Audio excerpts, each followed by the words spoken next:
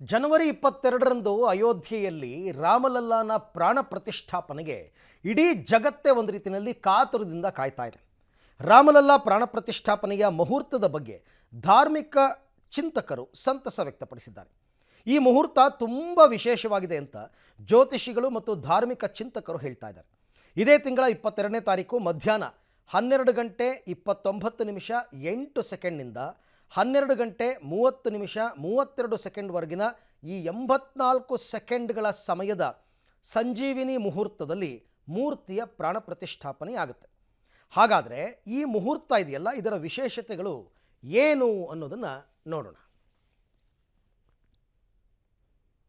ನೀವೇನಿದು ಸಂಜೀವಿನಿ ಮುಹೂರ್ತದಲ್ಲಿ ಅಂತ ನಾವೆಲ್ಲ ಕೇಳಲ್ಪಡ್ತಾ ಇದ್ದೇವೆ. ಇದೇನು ಹೊಸದಾಗಿ ಅಭಿಜಿನ್ ಮುಹೂರ್ತ ಅಂತ ಹೇಳ್ತಿದ್ದೀರಿ ಅಂದರೆ, ಒಟ್ಟು ನಮ್ಮಲ್ಲಿ ಪ್ರಾಂತಗಳು ಹಲವಾರು. ಒಂದೊಂದು ಪ್ರಾಂತದಲ್ಲಿ ಆಯಾ ಸಮಯಕ್ಕೆ ಆಯಾ ಮುಹೂರ್ತಕ್ಕೆ ಬೇರೆ ಬೇರೆ ಹೆಸರುಗಳು, ಪರ್ಯಾಯ ನಾಮಗಳು ಕೂಡ ಇರತಕ್ಕಂಥದ್ದು. ಅದರಲ್ಲಿ ಒಂದು ಭಾಗದಲ್ಲಿ ಅಭಿಜಿನ್ ಮುಹೂರ್ತಕ್ಕೇನೆ ಸಂಜೀವಿನಿ ಮುಹೂರ್ತ ಎಂಬುದಾಗಿ ಕರೀತಾ ಇದ್ದಾರೆ, ಒಂದು ರೀತಿಯಲ್ಲಿ ಮಾತ್ರ. ಇನ್ನು ಸಂಜೀವಿನಿ ಮುಹೂರ್ತಕ್ಕೆ ಹಲವಾರು ವಿಶೇಷತೆಗಳನ್ನು ಆ ಮುಹೂರ್ತ ಹೊಂದಿದೆ. ಆದರೆ ಅಭಿಜಿನ್ ಮುಹೂರ್ತಕ್ಕೇನೆ ಸಂಜೀವಿನಿ ಮುಹೂರ್ತ ಎಂಬುದಾಗಿ ಕರೀತಾರೆ ಅನ್ನೋದನ್ನು ಒಂದು ಅರ್ಥ ಮಾಡಿಕೊಳ್ಳೋದು. ಇದು ಅಭಿಜಿನ್ ಮುಹೂರ್ತ ಅಂದರೆ ಏನು ಅಂದರೆ, ಶಾಸ್ತ್ರ ತಿಳಿಸ್ತಕ್ಕಂಥದ್ದು ಸೂರ್ಯೋದಯವಾದಾಗಿನಿಂದ ಸೂರ್ಯ ಅತ್ಯಂತ ಪ್ರಖರವಾಗಿ ನಿಖರವಾಗಿ ನಮ್ಮ ಶಿರಸ್ಸಿನ ಮೇಲೆ, centre of the our nation, centre of the our country, ನಮ್ಮ ದೇಶಕ್ಕೆ ನೆತ್ತಿಯ ಮೇಲೆ ಸೆಂಟರ್ಗೆ ಸೂರ್ಯ ಬಂದಾಗ ಇರತಕ್ಕಂತಹ ಒಂದು ಸಮಯವನ್ನು ಅಭಿಜಿನ್ ಮುಹೂರ್ತ ಅಂತ ಕರೆದದ್ದು. ಅದನ್ನೇ ಸಂಜೀವಿನಿ ಮುಹೂರ್ತ ಅಂತ ಕರೆದದ್ದು. ನೋಡಿ, ಸೂರ್ಯ ಉದಯವಾದಾಗ ಭಾಗಶಃ ವಸ್ತುಗಳು ನಮಗೆ ಕಾಣಿಸ್ತದೆ, ಅಂದರೆ ಪಾಲ್ಟ್ಲಿ ಅಂತ ಕರಿತೇವೆ. ಸೂರ್ಯ ಒಂದು ಕಡೆಯಿಂದ ಉದಯ ಆದ ಅಂದರೆ ಪೂರ್ವ ದಿಕ್ಕಿನಿಂದ ಆರಂಭವಾಗಿರತಕ್ಕಂಥ ಎಷ್ಟೋ ವಸ್ತುಗಳನ್ನು ನಾವು ಸುಲಭವಾಗಿ ನೋಡ್ಬೋದು. ಹಾಗೆ ಅವನು ಉಪಕ್ರಮಿಸ್ತಾ ಬಂದ ಹಾಗೆ ಹೆಚ್ಚಿನ ವಸ್ತುಗಳನ್ನು ಕಾಣಲಿಕ್ಕೆ ಸಾಧ್ಯ. ಆದರೆ ಜಗತ್ತಿನಲ್ಲಿರ್ತಕ್ಕಂತಹ, ಪ್ರಪಂಚದಲ್ಲಿರ್ತಕ್ಕಂಥ ಎಲ್ಲ ವಸ್ತುಗಳನ್ನು ಏಕಕಾಲಕ್ಕೆ ನಾವು ಕಾಣಬೇಕು ಅಂದರೆ ಅದು ಅಭಿಜಿನ್ ಮುಹೂರ್ತದಲ್ಲಿ, ಸಂಜೀವಿನಿ ಮುಹೂರ್ತದಲ್ಲಿ ಮಾತ್ರ ಕಾಣಲು ಸಿಗಲು ಸಾಧ್ಯ. ಅಂತಹ ಮುಹೂರ್ತದಲ್ಲಿ ಈ ಪ್ರಾಣ ಪ್ರತಿಷ್ಠಾಪನೆ ಆಗ್ತಾ ಇದೆ. ರಾಮಲಲ್ಲಾನ ವಿಗ್ರಹ, ಬಾಲರಾಮನ ವಿಗ್ರಹ ಏನಿದೆಯಲ್ಲ, ಆ 48 ಸೆಕೆಂಡುಗಳಲ್ಲಿ ಪ್ರಾಣ ಪ್ರತಿಷ್ಠಾಪನೆಯನ್ನು ಮಾಡಲ್ಪಡ್ತದೆ ಅಂತಕ್ಕಂಥ ಏನು ಸಂದರ್ಭ ಉಂಟಲ್ಲ, ಅದು 22ನೇ ತಾರೀಕು ಜನವರಿ 2024 ಮಧ್ಯಾಹ್ನ 12 ಗಂಟೆ 29 ನಿಮಿಷ 8 ಸೆಕೆಂಡಿನಿಂದ 12 ಗಂಟೆ 30 ನಿಮಿಷ 32 ಸೆಕೆಂಡ್ವರೆಗೆ ಇರತಕ್ಕಂತಹ ಈ 84 ಸೆಕೆಂಡ್ಗಳೇನಿದೆಯಲ್ಲ, ಇದನ್ನು ಅತ್ಯಂತ ಸರ್ವೋಚ್ಚವಾದಂತಹ ಸಮಯ ಎಂಬುದಾಗಿ ಈಗಾಗಲೇ ನಿಗದಿಪಡಿಸಿದ್ದಾರೆ. ಇಲ್ಲಿ ಹಲವಾರು ಪ್ರಶ್ನೆಗಳು ನಮ್ಮಲ್ಲಿ ನಾವು ಆಡುಭಾಷೆಯಲ್ಲೇ ನೋಡ್ತೇವೆ. ಕರ್ನಾಟಕದಲ್ಲಿರಬಹುದು, ದಕ್ಷಿಣ ಪ್ರಾಂತದಲ್ಲಿರಬಹುದು, ಇನ್ನು ದೇಶದಾದ್ಯಂತ ಇರಬಹುದು. ವಿಶೇಷವಾಗಿ ಸಂಜೀವಿನಿ ಮುಹೂರ್ತ, ಸಂಜೀವಿನಿ ಮುಹೂರ್ತದ ಬಗ್ಗೆನೇ ಹೆಚ್ಚಾಗಿ ನಾವು ತಿಳಿದುಕೊಳ್ಬೇಕಾದ್ರೆ, ಯಾವುದೇ ಒಂದು ಕೃತ್ಯ ಅಂತಕ್ಕಂಥದ್ದಾದಾಗ, ಯಾವುದೇ ಒಂದು ಕ್ರಿಯೆ ಅಂತಕ್ಕಂಥದ್ದು ಜರುಗಿದಾಗ, ಯಾವುದೇ ಒಂದು ಕರ್ಮ ಅಂತಕ್ಕಂಥದ್ದು ನಡೆದಾಗ, ಕರ್ಮ ಅಂದರೆ ಎಷ್ಟೋ ಜನ ಕೆಟ್ಟದ್ದು ಅಂದ್ಕೊಂಡಿದ್ದಾರೆ. ಸರ್ವಥಾ ಅಲ್ಲ. ಮಾಡುವ ಪ್ರತಿಯೊಂದು ಕೆಲಸಕ್ಕೂ ಕರ್ಮ ಅಂತ ಕರೆದದ್ದು. ಅದಕ್ಕೆ ಅನುಕೂಲತೆಗಳು ಎಷ್ಟು ಇರ್ತದೋ ಅನಾನುಕೂಲತೆಗಳು ಕೂಡ ಅಷ್ಟೇ ಇರ್ತದೆ. ಆ ನಿಟ್ಟಿನಲ್ಲಿ ನಮ್ಮಲ್ಲಿ ಹೇಳ್ತಾರೆ, ವೀರ ಭಯ, ಚೋರ ಭಯ, ರಾಜ ಭಯ ಮುಂತಾದ ಭಯಗಳನ್ನೆಲ್ಲ ಹೇಳ್ತಾ ಬರ್ತಾರೆ. ಸರ್ಪ ಭಯ ಮುಂತಾದ ಭಯಗಳನ್ನು ಹೇಳ್ತಾ ಬಂದಾಗ, ಈ ತರಹದ ಯಾವುದೇ ವಿಧವಾದಂತಹ ವಿಷಬಾಧಾದಿಗಳು ಅಂತಕ್ಕಂಥದ್ದು ಆ ಸಮಯಕ್ಕೆ ಇರುವುದಿಲ್ಲ.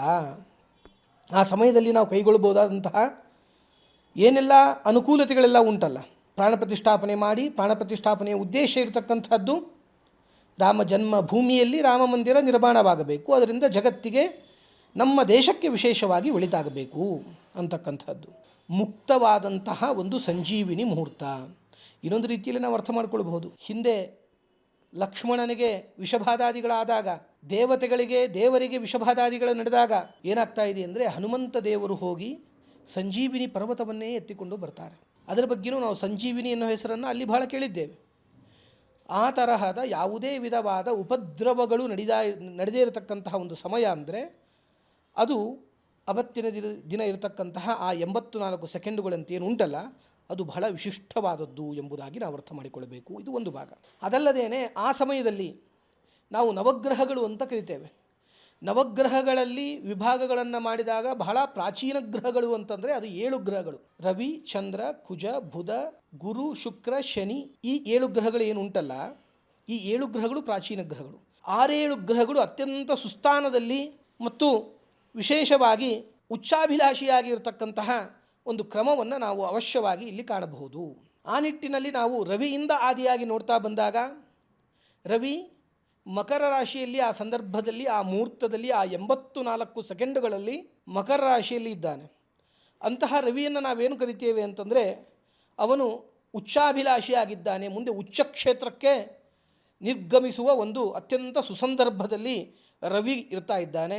ಚಂದ್ರ ಆಲ್ರೆಡಿ ಉಚ್ಚ ಕ್ಷೇತ್ರದಲ್ಲಿಯೇ ಚಂದ್ರ ಇದ್ದಾನೆ. ಆ ಸಂದರ್ಭದಲ್ಲಿ ದೇವತೆಗಳ ಪುರೋಹಿತರು, ದೇವರಿಗೂ ಕೂಡ ನಿಜವಾದ ಪುರೋಹಿತ ಅಂದರೆ ಬೃಹಸ್ಪತಿ ಗ್ರಹ, ಗುರುಗ್ರಹ ಅಂತಕ್ಕಂಥದ್ದು. ಅವನು ವಿಶೇಷವಾಗಿ ಲಗ್ನದಲ್ಲಿ ಮೇಷ ಲಗ್ನದಲ್ಲಿ ಇರ್ತಾ ಇದ್ದಾನೆ. ಮುಖ್ಯವಾಗಿ ಆ ಸಂದರ್ಭದಲ್ಲಿ ಗುರು ಲಗ್ನದಲ್ಲಿರ್ತಕ್ಕಂಥದ್ದು 1,000,000 ದೋಷಗಳನ್ನು ಹೊಡೆದಾಕುತ್ತೆ. ಅಭಿಜಿನ್ ಮುಹೂರ್ತ ಅಂತಕ್ಕಂಥದ್ದು 1,000,000 ದೋಷಗಳನ್ನು ಹೊಡೆದಾಕುತ್ತೆ. ಇದರಲ್ಲೂ ಕೂಡ ಈ ಎಲ್ಲ ವಿಶಿಷ್ಟವಾದ ಮೊದಲೇ ತಿಳಿಸಿರ್ತಕ್ಕಂತಹ ಎಲ್ಲ ವಿಧವಾದ ಅನುಕೂಲತೆಗಳಿಂದ ಯುಕ್ತವಾದಂತಹ ಸಂಜೀವಿನಿ ಮುಹೂರ್ತ ಅಂತಕ್ಕಂಥದ್ದು 1,000,000 ದೋಷಗಳನ್ನು ಹೊಡೆದು ಹಾಕುವುದರೊಂದಿಗೆ 1,000,000 ದೈವಿಕವಾದಂತಹ ಅನುಕೂಲತೆಗಳನ್ನು ಕೊಡ್ತಾ ಇದೆ. ಅಂದರೆ ಏನರ್ಥ, ನಮ್ಮನ್ನು, ನಮ್ಮ ರಾಷ್ಟ್ರವನ್ನು, ನಮ್ಮ ದೇಶವನ್ನು ಅತ್ಯಂತ ಬಲಿಷ್ಠಪಡಿಸುವಲ್ಲಿ ಮುಂದೆ ಹೆಜ್ಜೆ ಆಗ್ತಾ ಇದೆ. ಈ ಗುರು ಏನಾಗ್ತಾ ಇದ್ದಾನೆ ಅಂದರೆ ಅಶ್ವಿನಿ ನಕ್ಷತ್ರದ 4ನೇ ಪಾದದಲ್ಲಿ, ಅಂದರೆ ಅಂಶದಲ್ಲಿ, ಕರ್ಕ ರಾಶಿಯಲ್ಲಿ ಅತ್ಯಂತ ಉಚ್ಚ ಕ್ಷೇತ್ರದಲ್ಲಿ ಅಲ್ಲಿ ಗುರು ಇರ್ತಾ ಇದ್ದಾನೆ. ಇದರಿಂದಲೂ ಕೂಡ ವಿಶಿಷ್ಟವಾದಂತಹ ಅನುಕೂಲತೆಗಳು ಅಂತಕ್ಕಂಥದ್ದಾಗ್ತಾ ಇದೆ. ಅದಾದ ಮೇಲೆ ನೋಡ್ತಕ್ಕಂತಹ ಏನೋ ಒಂದು ಶುಕ್ರನನ್ನು ನಾವು ವಿಶೇಷವಾಗಿ ನೋಡ್ತಕ್ಕಂಥದ್ದಾದರೆ ಅಂಶದಲ್ಲಿ ತನ್ನ ಸ್ವಸ್ಥಾನದಲ್ಲಿ ಅಂದರೆ ವೃಷಭ ರಾಶಿಯಲ್ಲಿ ಶುಕ್ರ ಇರತಕ್ಕಂಥದ್ದನ್ನು ನಾವು ವಿಶೇಷವಾಗಿ ಈ ಸಂದರ್ಭದಲ್ಲಿ ಕಾಣಬಹುದು.